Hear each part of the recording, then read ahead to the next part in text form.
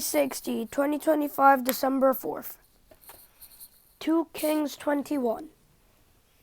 Manasseh, king of Judah. Manasseh was 12 years old when he became king, and he reigned in Jerusalem 55 years. His mother's name was Hephzibah. He did evil in the eyes of the Lord, following the detestable practices of the nations the Lord had driven out before the Israelites.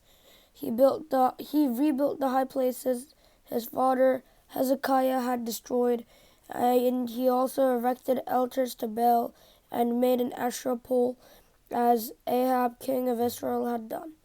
He bowed down to all the stray hosts and worshipped them.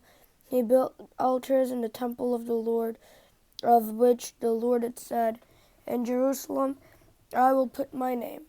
In the two courts of the temple of the Lord, he built altars to all the starry hosts. He sacrificed his own son in the fire, practiced divination, sought omens, and consulted mediums and spiritists.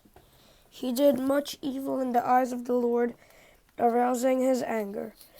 He took the carved Asherah pole he had made and put it in the temple, of which the Lord had said to David and to his son Solomon, "In this temple and in Jerusalem, which I have chosen out of all the tribes of Israel, I will put my name forever. I will not again make the feet of the Israelites wander from the land I gave their ancestors,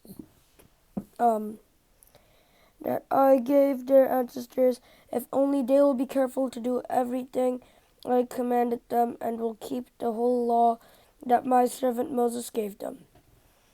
But the people did not listen. Um, but the people did not listen. But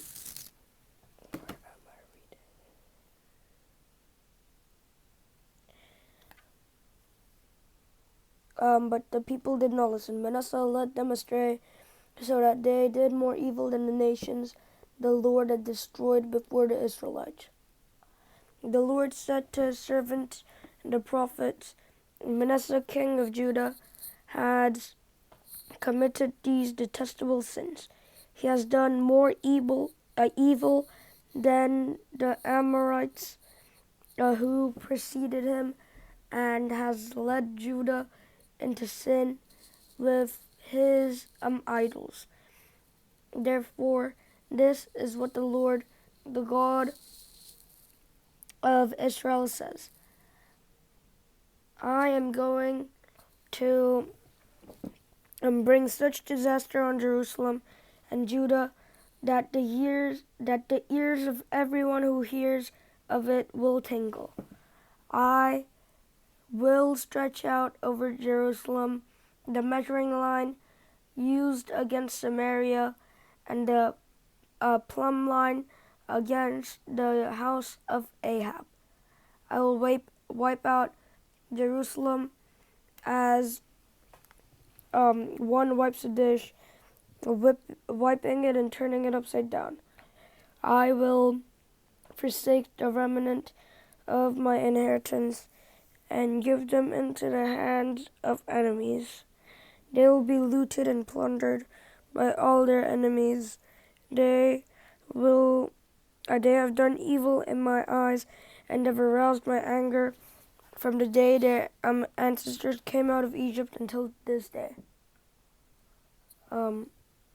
Moreover, Manasseh also shed so much innocent blood that he filled Jerusalem from end to end, besides the sin that he did besides the sin that he had caused Judah to commit, so that they did evil in the eyes of the Lord. As for the other events of Manasseh's reign, are they not written in the books of the annals of the kings of Judah? Manasseh rested with his ancestors and was buried in his palace garden, the garden of Uzzah, and Amon his son succeeded him as king. Amon, king of Judah. Ammon was 22 years old when he became king, and he reigned in Jerusalem 2 years. His mother's name was Meshullemeth, daughter of Harez. She was from Jotbah. He did evil in the eyes of the Lord, as his father Manasseh had done. He followed completely the ways of his father, worshipping the idols his father had worshipped and bowing down to them. He forsook the Lord, the God of his ancestors, and did not walk in obedience to him. Ammon's officials conspired against him and assassinated the king in his palace. Then the people of the king and the people of the land killed all who had plotted against the king Ammon, and they made Josiah his son king in his place. As for the other events of Ammon's reign and what he did, are they not written in the book of the annals of the kings of Judah? He was buried in his tomb in the garden of Uzzah, and Josiah, his son, succeeded him as king. And Josiah, his son, succeeded him as king. The book of the law found. And Josiah was 8 years old when he became king, and he reigned in Jerusalem 31 years.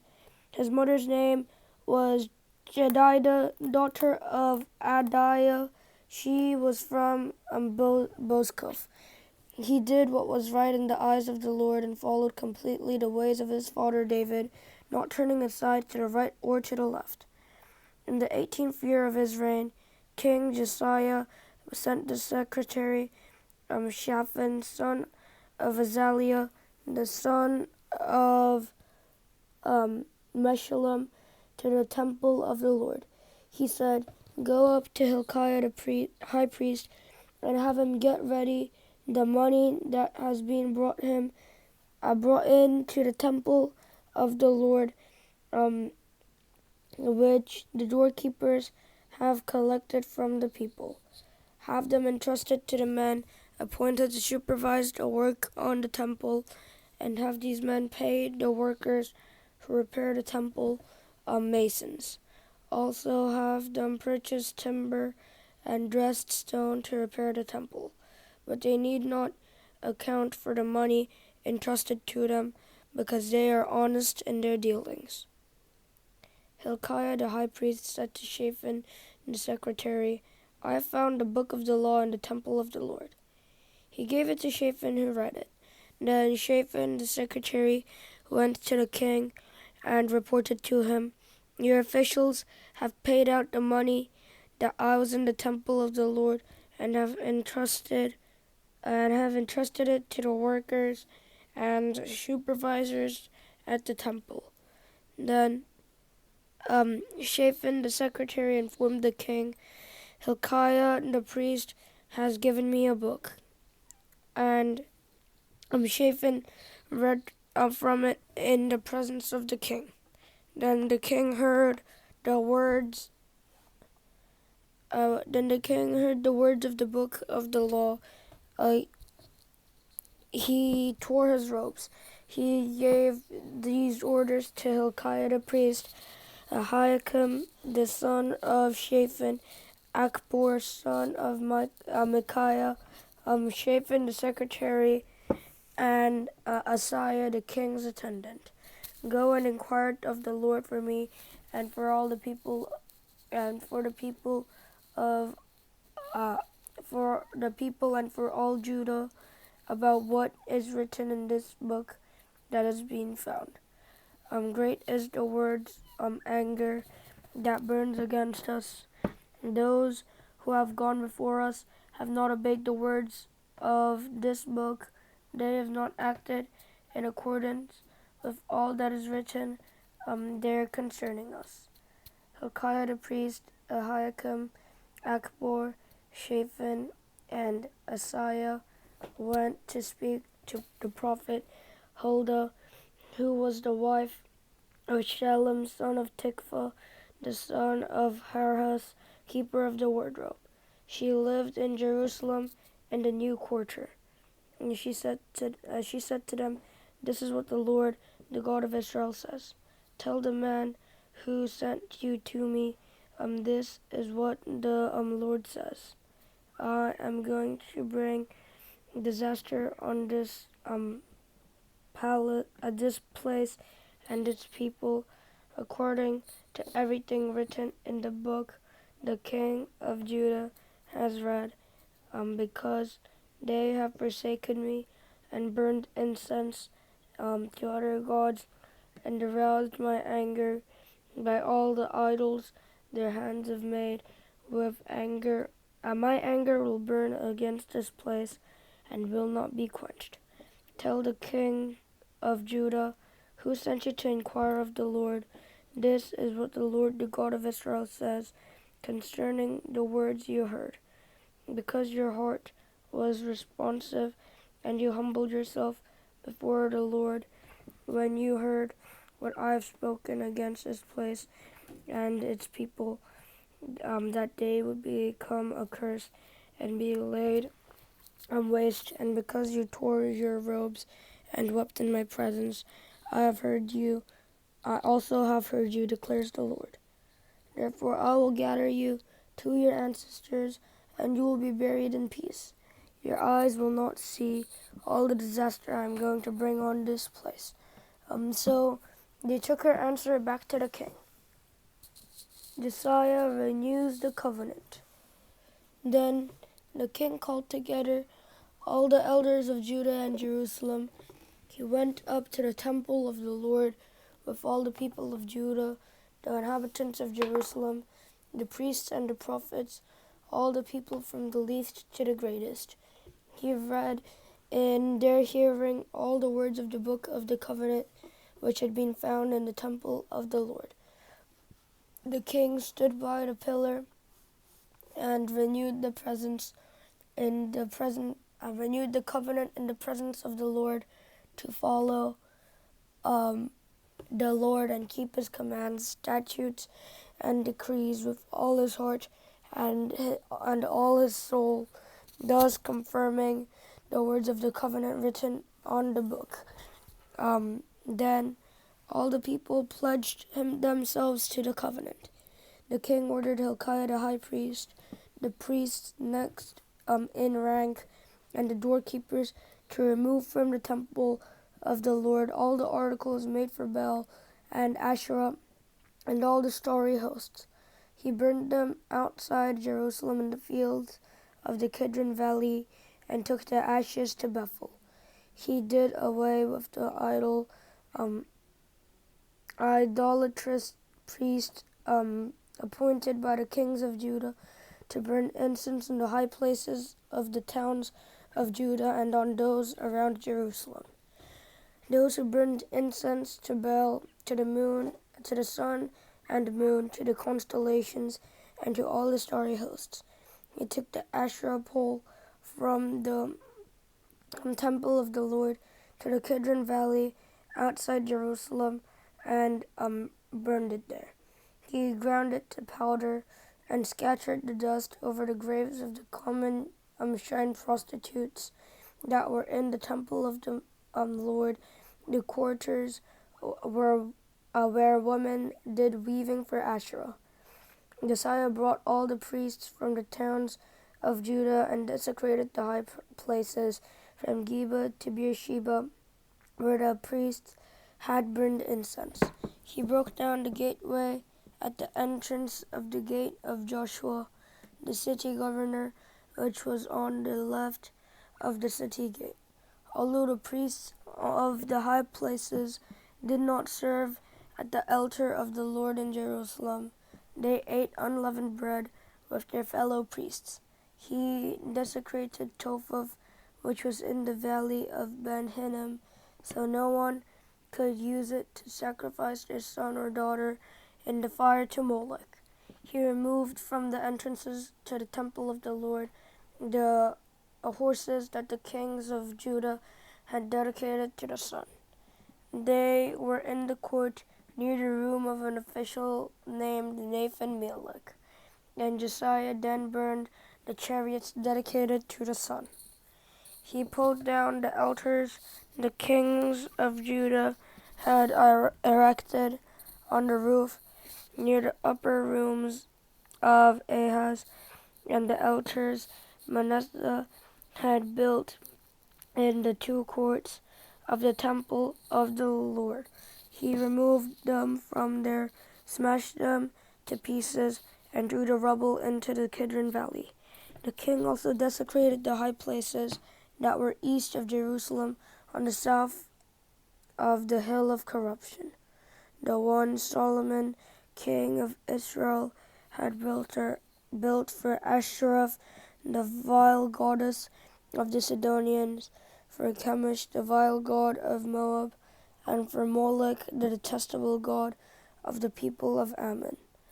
Josiah smashed the sacred stones and cut down the Asherah poles and covered the sites with human bones. Even the altar at Bethel, the high place made by Jeroboam son of Nebat, who had caused Israel to sin, even that altar and high place he demolished. He burned the high place and ground it to powder, and burned the Asherah pole also. Then Josiah looked around, and when he saw the tombs that were on the hillsides, he had the bones removed from them and burned on the altar to defile it, in accordance with the word of the Lord, proclaimed by the man of God who foretold these things. And the king asked, "What is that tombstone I see?" The people of the city said, "It marks the tomb of the man of God who came from Judah and pronounced against the altar of Bethel the very things you have done to it." "Leave it alone," he said. "Don't let anyone disturb his bones." So they spared his bones and those of the prophet who had come from Samaria. Just as he had done at Bethel, Josiah removed all the shrines at the high places and the kings of Israel, and built in the towers of Samaria, and all that aroused the Lord's anger. Josiah slaughtered all the priests of those high places on the altars and burned human bones on them. Then he went back to Jerusalem. The king gave his order to all the people, celebrate the Passover of the Lord your God, as it is written in the book of the covenant. Neither in the days of the judges who led Israel, nor in the days of the king of Israel and the kings of Judah, had any such Passover been observed. But in the 18th year of King Josiah, the Passover was celebrated to the Lord in Jerusalem. Furthermore, Josiah got rid of the mediums and spiritists, the household gods, the idols, and all the other detestable things seen in Judah and Jerusalem. This he did to fulfill the requirements of the law written in the book that Hilkiah the priest had discovered in the temple of the Lord. Neither before nor after Josiah was there a king like him who turned to the Lord as he did, with all his heart, and with all his soul, and with all his strength, in accordance with all the laws of Moses. Nevertheless, the Lord did not turn away from the heat of his fierce anger, which burned against Judah, because of all that Manasseh had done to arouse his anger. So the Lord said, "I will remove Judah also from my presence, as I removed Israel, and I will reject Jerusalem, the city I chose, and this temple, about which I said, my name shall be there." As for the other events of Josiah's reign, and all that he did, are they not written in the books of the annals of the kings of Judah? While Josiah was king, Pharaoh Necho, king of Egypt, went up to the Euphrates River to help the king of Assyria. King Josiah marched out to meet him in battle, but Necho faced him and killed him in Megiddo. And Josiah's servant brought his body in a chariot from Megiddo to Jerusalem and buried him at his own tomb. Then the people of the land took Jehoahaz, son of Josiah, and anointed him and made him king in place of his father. Jehoahaz, king of Judah. Jehoahaz was 23 years old when he became king, and he reigned in Jerusalem 3 months. His mother's name was Hamutal, daughter of Jeremiah. She was from Libnah. He did evil in the eyes of the Lord, just as his preceders had done. Pharaoh Necho put him in chains at Riblah in the land of Hamath, so that he might not reign in Jerusalem, and he imposed on Judah a levy of 100 talents of silver and a talent of gold.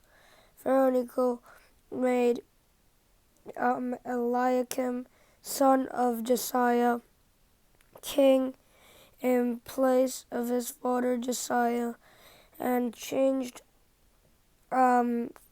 Eliakim's name to Jehoiakim, but he took Jehoahaz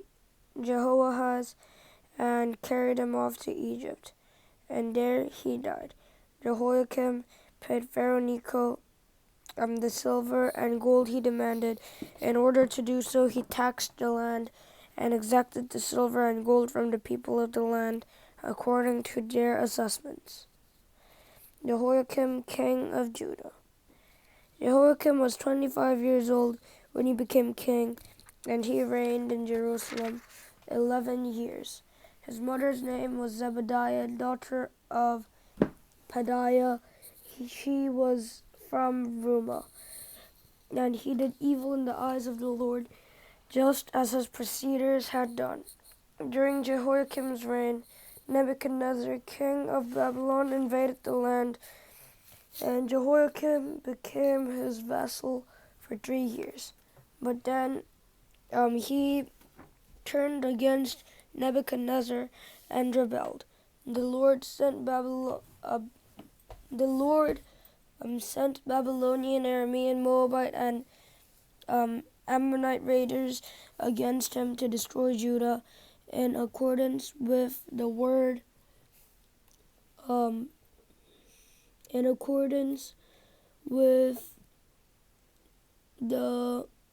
word of the Lord proclaimed by his servants, the prophets.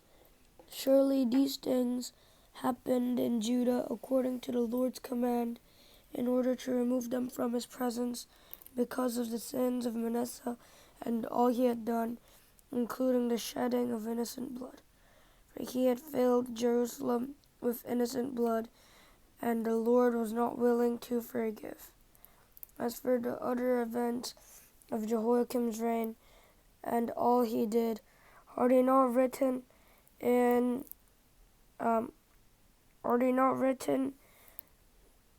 the books of the annals of the kings of Judah? Are they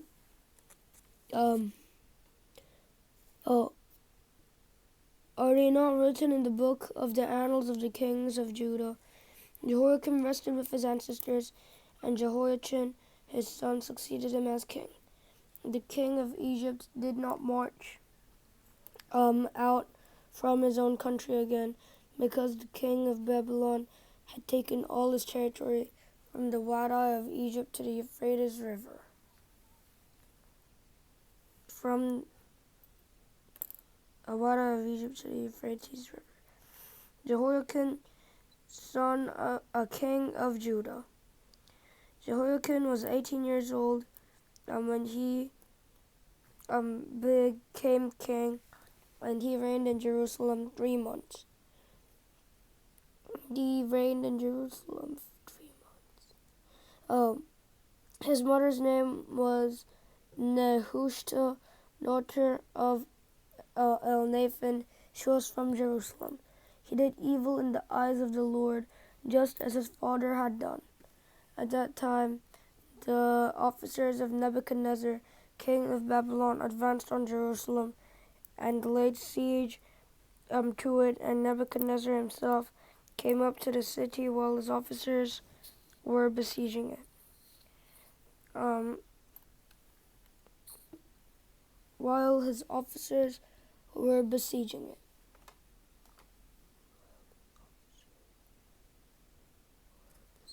Jehoiakim, king of Judah, his mother, his attendants, his nobles, and his officials all surrendered to him. In the 8th year of the reign of the king of Babylon, he took Jehoiakim prisoner. As the Lord had declared, Nebuchadnezzar removed the treasures from the temple of the Lord and from the royal palace and cut up the articles that Solomon, king of Israel, had made for the temple of the Lord. He carried all Jerusalem into exile, and the officers and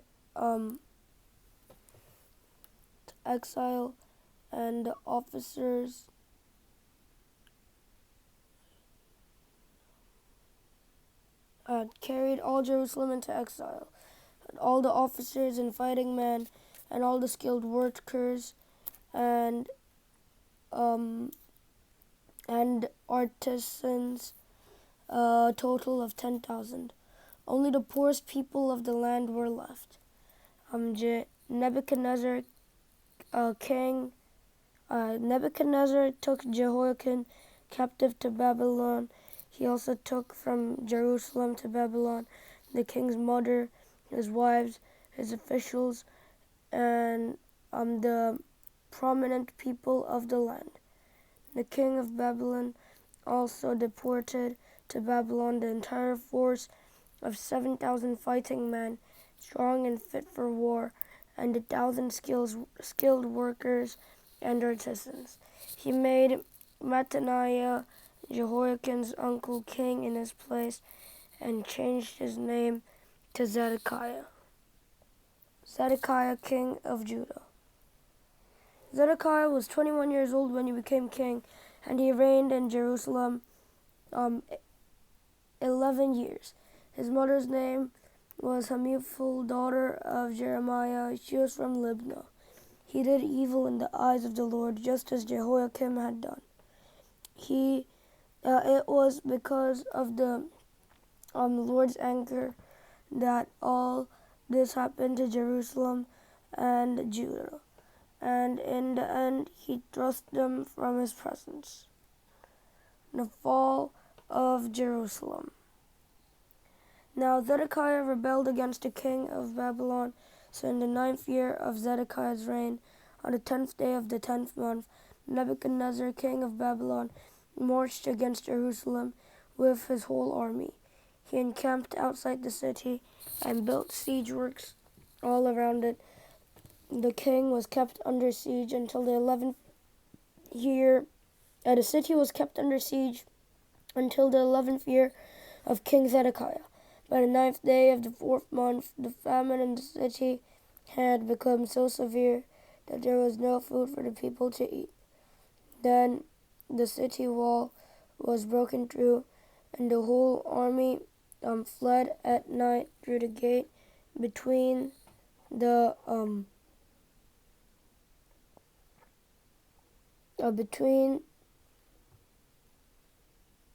two walls near the king's garden. Though the Babylonians were surrounding the city, they fled toward the Arabah, but the Babylonian army pursued the king and overtook him in the plains of Jericho. All his soldiers were separated from him and scattered, and he was captured. He was taken to the king of Babylon at Riblah, where sentence was pronounced on him. They killed the sons of Zedekiah before his eyes. Then they put out his eyes, bound him with bronze shackles, and took him to Babylon. On the 7th day of the 5th month, in the 19th year of Nebuchadnezzar, king of Babylon, Nebuzaradan, commander of the imperial guard, an official of the king of Babylon, came to Jerusalem. He set fire to the temple of the Lord, the royal palace, and all the houses of Jerusalem. Every important building he burned down. The whole Babylonian army under the commander of the imperial guard and an official of the king of Babylon came to Jerusalem. He set fire to the temple of the Lord, the royal palace, and all the houses of Jerusalem. Every important building he burned down. The whole Babylonian army under the commander of the imperial guard broke down the walls around Jerusalem. Nebuzaradan, the commander of the guard, carried into exile the people who remained in the city, along with the rest of the populace and those who had deserted to the king of Babylon. But the commander left behind some of the poorest people of the land to work the vineyards and fields. The Babylonians broke up the bronze pillars, the movable stands, and the bronze sea that were at the temple of the Lord, and carried it away. And they carried the bronze to Babylon. And they also took away the pots, shovels, wick trimmers, dishes, and all the bronze articles used in the temple service. The commander of the imperial guard took away the censers and sprinkling bowls, all that were made of pure gold or silver. The bronze from the two pillars, the sea, and the movable stands, which Solomon had made for the temple of the Lord, was more than that could be weighed. Each pillar was 15 cubits high. The bronze capital on top of one pillar was 3 cubits high, and was decorated with a network and pomegranates of bronze all around. The other pillar with its network was similar.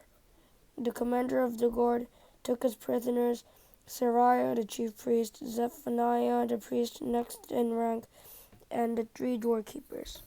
Of those still in the city, he took the officer in charge of the fighting men and 5 royal advisers. He also took the secretary who was chief officer in charge of conscripting the people of the land, and 60 of the conscripts who were found in the city. Nebuzaradan, the commander, took them all and brought them to the king of Babylon at Riblah. There at Riblah in the land of Hamath, the king had them executed. So Judah went into captivity away from her land. Nebuchadnezzar, king of Babylon, appointed Gedaliah, son of